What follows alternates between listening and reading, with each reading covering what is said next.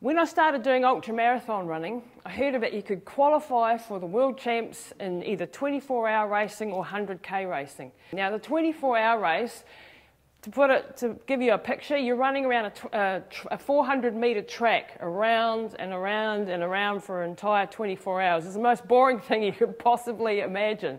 But this was the only way to achieve the dream of wearing the silver fern, which for me was a real big deal.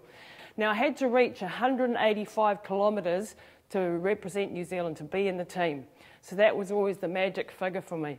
I turn up at the Millennium Stadium up in Auckland, and next to me is a guy I haven't met yet, but he's there on the line, and his name's McKenzie, and he's with the New Zealand Army. And Alex's dream is also to wear the silver fern, and he's been trying every year and not succeeding. So here Alex and I sort of teamed up, and we didn't know each other at the start of that race. We didn't know each other from a bar of soap, but after running for 24 hours next to each other, you get to know each other pretty well, and everything comes out, and you're sort of married and divorced and had 3 kids by the time you've got to the end of the 24-hour period. Now, 23 hours into this run, Sandy comes running over to me and goes, Lise, you're on track, you're going to do it, you're going to crack it, you're on track for about 194 kilometres this stage, just keep going, keep doing it. And I'm like, yes, finally I'm going to make it, I'm going to do it, I'm going to make it, and I'm going to wear that silver fern. She goes over to my mate Macca and she says, Macca, you've got 11 kilometres to go and you've got 1 hour to do it in.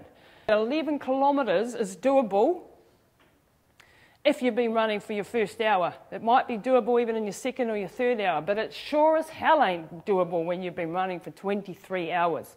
Now Macca, dedicated to this cause, absolutely had trained all year for it, so wants this 200 Ks. He starts crying, he starts bawling his eyes out because he knows 11 kilometres is just not doable at this stage.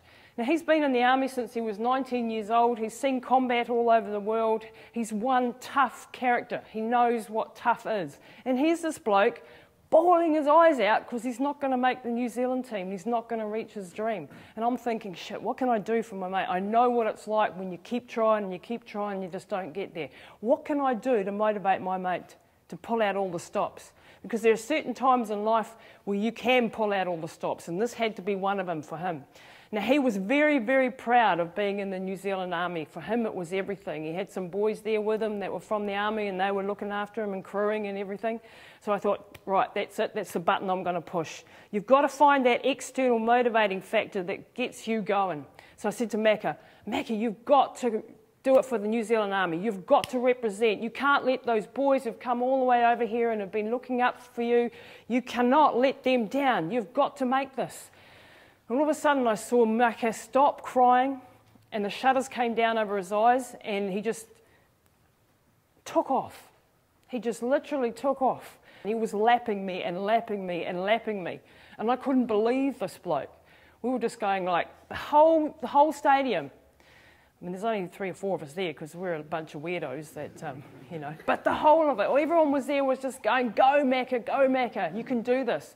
And this guy kept this up for this whole hour. Now, 2 minutes before the bell, Sandy Barwick comes over and goes, Macca, you've just cracked it, you've reached the 200k mark. Well, Macca fell into a screaming heap on the ground and just bawled his eyes out, and he was totally and utterly spent, but he had reached his goal. He'd achieved his dream of representing New Zealand, of reaching that 200 kilometres in 24 hours.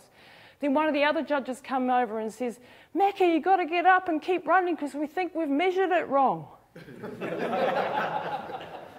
Well, there was no shit show in hell of Macca even getting to his knees. He was gone. Once you psychologically let go, there is no coming back. Luckily, they did the measurements again and he'd reached the 200k mark.